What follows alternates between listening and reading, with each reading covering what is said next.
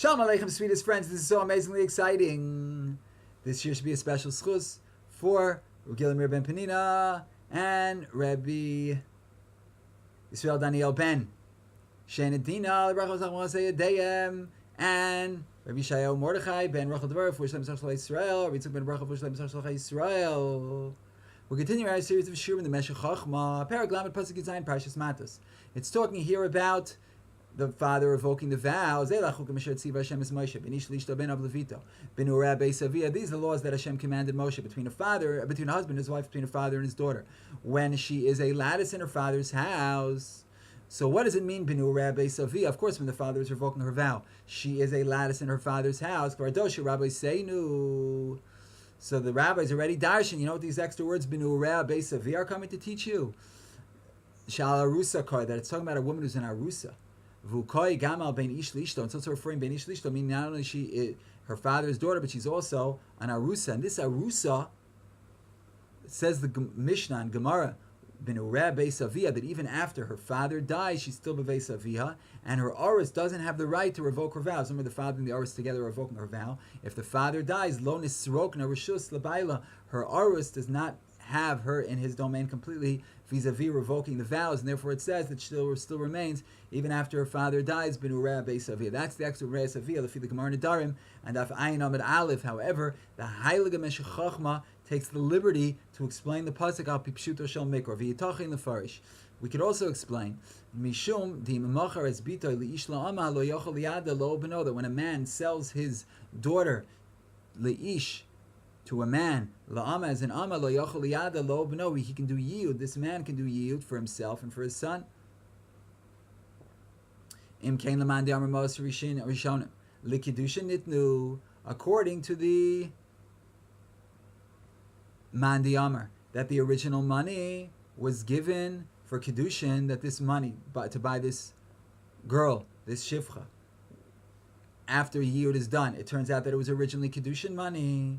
So ishtakach, it turns out then the chol kedushin miyom merchel mafreya, that the kedushin is chal from the day of the sale retroactively. Dinasa koimer is kachi li me'achshav lachar lamed yoyim. It's like he said to her, marry me now, and after 30 days, so it's l'mafreya. Yen be Yerushalmi, and then he quotes the Yerushalmi. So let's take a look at the Yerushalmi inside.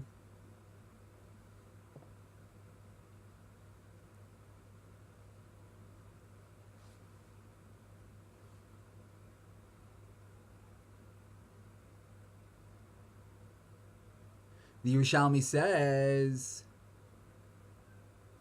Tani Reb Hoshaya, Kates du miyad, how does do yiyud? He says to her in front of two people, you're miyuedes to me, you're set out for me. Al dai did Rabbi Yossi Rabbi Yehuda.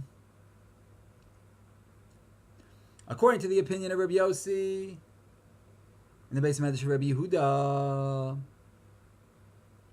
that he can't do yiyud unless there is enough amount of time that she can do in the remaining time, a shavar pruta worth of work. But so, the kesef that remains at the end, nosem la kesef liyudim, that money that remains for the last shavar pruta, that's given as yehud money. Adat and derabanin, but according to the rabbis, mishal rishona, from the get-go, the money that was given originally, nitan kesef liyudim, that original money was for yiyud. And that's the Yerushalmi. Ma nafka mi bein hom, what's nafka mina, maisi adeha. What she did from the day of the Kni until the Nisuin. Man diamar b'sof nitan la kesef liyudim. The one who says that the money was given for yiyud. At the end, in other words, the first opinion, which is with the money at the end, that was given for yiyud. So maisi adeh shel baila, the maisi adayim goes to the husband. Why does the maisi adayim go to the husband? Because she was his shivcha until the yiyud. But man di amar mishar rishon nitin kesef shel Yehudim, and according to the man di amar that holds that the original money was given for Yiyud, then who's going to get the money? Ma'aseh Yadea shel Aviha. The Ma'aseh Yadayim goes to her father. Why? Because that means that originally she was an arusa l'mafreya from the get-go. She's already considered an arusa because the money that was given is also marriage money. It's not shifcha money l'mafreya. No, retroactively, it turns out that it was marriage money. Umase yedei arusa le'aviha. So if originally the money was given for shifchus, if originally the money was given for shifchus, then afterwards, when he marries her, he's marrying her with the little left. That's for marriage. That means she was his shifcha all along, and the marriage money was only given at the end. Memela al shifcha, he gets her ma'aseh yadayim. But if you hold that the original money was marriage money, l'mafreya, so then the ma'aseh yadayim go to the father, because ma'aseh de arusa le'aviha. And the Gemara continues that afilu command amar misha rishon nitekesef liyudim. No, you can say that even according to the Mandi Amar, that the original money was given for Yiyud, like the Rabbanan. Nevertheless, ma'aseh yadea shel baila, her husband is still going to get her ma'aseh yadayim. Why? Because Nase ka'omer li'isha harei at mikudeshes li al menas shemase yadayich sheli. It's like he says to a woman, you're mikudeshes to me on condition that your ma'aseh yadayim, all your ma'aseh yadayim, belong to me. So if he made a tanai like this with her father, if she's still young, still a ketana, so the ma'aseh yadayim belong to the husband. So here also, even according to the Mandi Amar, the original money was given out kesef yiyud. Nevertheless, the husband can still get her ma'aseh yadayim, because as if he made a tanai that what? That ma'aseh yadayim should go to him. So let's look back. So Baruch Hashem, we were zeicha to learn a shtickle Yerushalmi. So now let's go back to the words of the Meshech Chochma.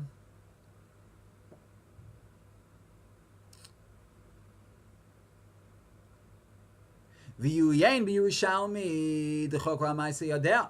Look in the Yerushalmi, and we did the mitzvah of listening to the Kohen. Kivsisei Kohen yishmur das Torah makshmi piyu. You should learn from the lips of the Kohen. The Meshech Chochma was a Kohen, and we were asking Torah from his mouth. So he says, look in the Yerushalmi, and that's what we did. The choker al ma'aseh yadea, that the Yerushalmi declares. The Yerushalmi has a shaila about her ma'aseh yadayim. De'ishtakach l'mafreya de'arusahi. That it turns out that l'mafreya, she's an arusa, and therefore her ma'aseh yadayim go to her father.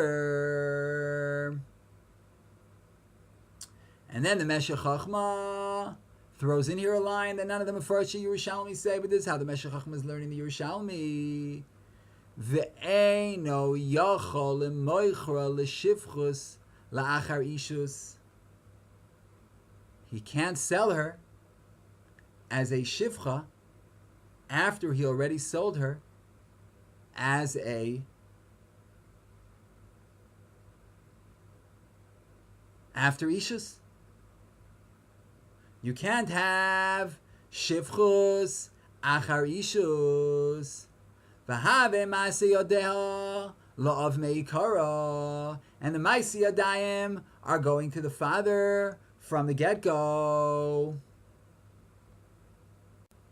So you can't say that the Adon then bought her for shivchus after the ishus, because that can't be done according to the Gemara in Kedushin Chesed Aleph. Again, none of the Mefarshei Yerushalmi said this pshat in the Yerushalmi. This is the Meshech Chochma's Chiddush. That's the way he's learning. So therefore, from the get-go, it was already Yehud and Shivcha money. And who does her ma'aseh yadayim go to? Her ma'aseh yadayim goes to her father. Why does her ma'aseh yadayim? Well, it's not l'shivchus. It turns out now retroactively that it was really Isha's money, and it can't be any more shivchus money. So therefore, who does the Ma'aseh Adayim belong to? The Ma'aseh Adayim belongs to the father, because that's the din of an arusa. That her Ma'aseh Adayim belongs to the father. Again, we don't even need this line of Ein Yochel Mochel Shivchas Ari Achar Ishus. Point is that, according to the Mandi Amar, that the original money was Ma'aseh, was for the Yiyud.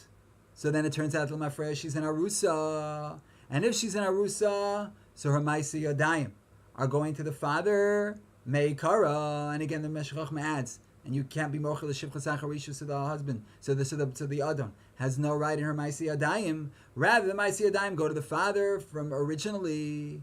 Umishani, and the Yerushalmi answers no, that even if you say that the most Rishonos were given for Yiyud, Nasek and Mekachal Menashe Ma'aseh Adeh Shalo, so the husband can make a Tanai that her Ma'aseh Adayim, even though they belong originally, ideally, in principle to the father, but he can make a Tanai that the Ma'aseh Adayim go to him. So you can say that the most Rishonos were taka given for Yiyud, but the Ma'aseh Adayim belong to him. So that's all Ma'aseh Yodea. Aval Anidorim Vada Ishtakach De Arusai L'mafreya. But if most Rishonos were given for Yiyud, then it turns out that she was an Arusa from the get-go. This is all Ma'aseh. This is all money. He brings the Yerushalmi about the money. Baruch Hashem. The Yosemech, the Meshech, the Yosemech. Both of them. They learn Yerushalmi. We should also learn Yerushalmi. We should be Zoche. If I get enough emails telling me that we should have Shirim in the Yerushalmi, we can work that out to see out to the Shemai. We just need to know what the Olam wants. But B'Nedarim,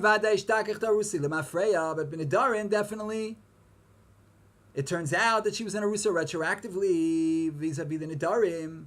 V'nimtzeh de'ama ha'ivriya ein ha'av yachal lahafer. And it turns out then that if you have an Amma Ivriya, the father cannot be mefer her Nedarim. Why can the father not be made for a Nedarim? The father cannot be made for a Nedarim because Shema Yikachenu v'yadena ha'adon, because maybe the Adon will do Kedushin, will do Yiyud on her. V'nimtza Arusa L'mafreya Miyom HaMecher. And it turns out that she was an Arusa retroactively from the day of sale.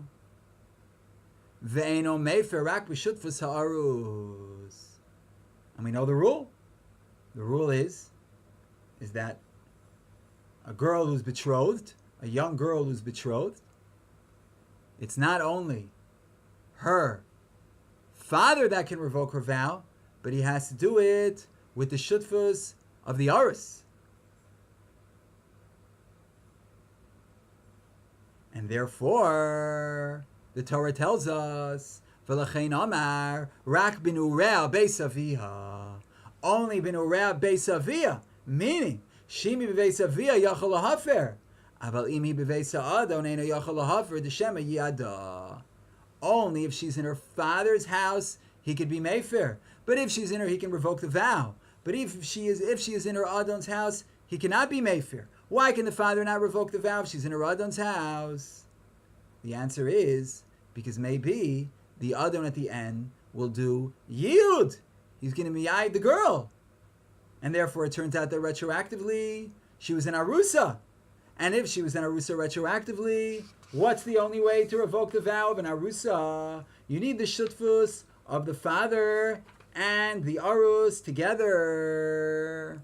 So therefore the Torah is telling us, no, Bi-niureah Beis Aviha, only if she's Bi-niureah Beis Aviha can the father alone revoke her vow. But if she's Beis Adon, the father alone cannot revoke her vow, because maybe the Adon will do Yiyud. If the Adon does Yiyud, it turns out that she was L'mafreya and Arusa, and if she was L'mafreya and Arusa, the father has no rights to revoke her vow. So that's the Chiddush of the Meshech Chochma, Baruch Elokeinu, Shebranu L'chvodo, Vivdilanu min hatoim, V'nasan lanu Toras Emes. So now we understand the extra words of Bi-niureah Beis Aviha. Dafka K'shi Beis Aviha, only if she's in her father's house. But if she is in the Adon's house, the father can't do it because maybe he's going to do Yiyud on her. And if he does Yiyud, then it turns out she was an Arusa. And if she was an Arusa, then the father cannot revoke her vow. He needs the Arus as well. And the Meshech Chochma continues this line of thought in Mitzvah Shem in the next, I believe, in the next piece, which I hope Hashem should give us the koach and the moach and the simchas chaim, the financial means to do. And we will continue B'li Neder in the next year. B'li Neder, B'ritzos Hashem Darkeinu. Shalom, shalom, sweetest and most beloved friends.